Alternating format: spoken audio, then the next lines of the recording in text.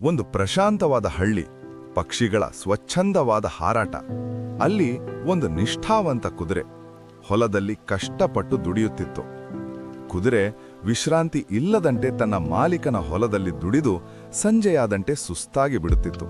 ಹೀಗೆ ಅದೊಂದು ದಿನ ಹೊಲದಲ್ಲಿ ದಿನಕ್ಕಿಂತ ಹೆಚ್ಚಾಗಿ ದುಡಿದು ಸಂಜೆ ಬಳಲುತ್ತಾ ಮನೆಗೆ ಮರಳಿ ತನ್ನ ಕೊಟ್ಟಿಗೆಯಲ್ಲಿ ವಿಶ್ರಾಂತಿ ತೆಗೆದುಕೊಳ್ಳುತ್ತಿತ್ತು. ಅಷ್ಟರಲ್ಲಿ ಅಲ್ಲಿಗೆ ಮನೆಯ ಬೆಟ್ಟು ಬಂದಿತು.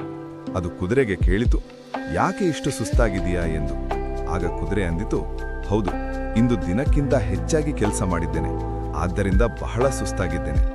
ಆದ್ದರಿಂದ ನಾಳೆ ನಾನು ಹೊಲಕ್ಕೆ ಹೋಗುವುದಿಲ್ಲ, ಇಲ್ಲೇ ಇದ್ದು ವಿಶ್ರಾಂತಿ ಪಡೆಯುತ್ತೇನೆ ಎಂದಿತು. ಆದರೆ ಗಾಳಿ ಸುದ್ದಿ ಹರಡಿಸುವುದೇ ಬೆಕ್ಕಿನ ಕೆಲಸವಾಗಿತ್ತು. ಅದು ಆಕಳಿಗೆ ಹೋಗಿ ಹೇಳಿತು, ಮನೆಯ ಮಾಲೀಕ ಆ ಕುದುರೆಯನ್ನು ಬಹಳ ಕೆಟ್ಟದಾಗಿ ನಡೆಸಿಕೊಳ್ಳುತ್ತಿದ್ದಾನೆ, ಅದಕ್ಕೆ ಸರಿಯಾಗಿ ಊಟ ಸಹ ಕೊಡುವುದಿಲ್ಲ. ಅದನ್ನು ಕೇಳಿದ ಆಕಳು ಆ ವಿಷಯವನ್ನು ಮೇಕೆಗೆ ಹೇಳಿತು.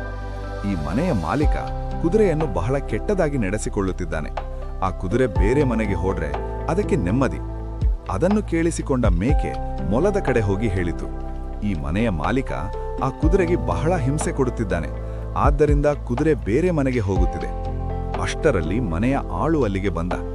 ಆಗ ಮೊಲ ಆಳಿಗೆ ಹೇಳಿತು, ಈ ಮನೆಯ ಮಾಲೀಕ ಬಹಳ ಕಟುಕ, ಆ ಕುದುರೆಗೆ ಬಹಳ ಹಿಂಸೆ ಕೊಡುತ್ತಾನೆ, ಅದಕ್ಕೆ ಸರಿಯಾಗಿ ಊಟ ಸಹ ನೀಡುವುದಿಲ್ಲವಂತೆ, ಆದ್ದರಿಂದ ಆ ಕುದುರೆ ಈ ಮನೆ ಬಿಟ್ಟು ಬೇರೆ ಮನೆಗೆ ಹೋಗುತ್ತದಂತೆ.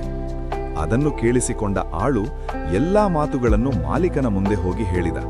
ಮಾಲೀಕ ಆಳಿನ ಮಾತುಗಳನ್ನು ಕೇಳಿ ಕೆರಳಿ ಕೆಂಡವಾದ. ಮಾಲೀಕ ಹಿಂದೆ ಮುಂದೆ ವಿಚಾರ ಮಾಡದೆ ಕುದುರೆ ಕೊಟ್ಟಿಗೆಗೆ ಹೋಗಿ ಅಪಾಯಕಾರಿ ಮದ್ದು ಕೊಟ್ಟುಬಿಟ್ಟ. ಕ್ಷಣಾರ್ಧದಲ್ಲಿ ಯಾವ ತಪ್ಪು ಮಾಡದ ಕುದುರೆ ಪ್ರಾಣ ಬಿಟ್ಟಿತು. ಆದರೆ ಅದು ಮಾಡಿದ ಒಂದೇ ತಪ್ಪು ಎಂದರೆ ತನ್ನ ದೌರ್ಬಲ್ಯವನ್ನು ಬೆಕ್ಕಿಗೆ ತಿಳಿಸಿದ್ದು. ಹೀಗೆ ನಾವು ಕೂಡ ನಮ್ಮ ಜೀವನದಲ್ಲಿ ನಮ್ಮ ಕುಂದುಕೊರತೆಗಳನ್ನು ಯಾರಿಗೂ ಬಿಟ್ಟುಕೊಡಬಾರದು.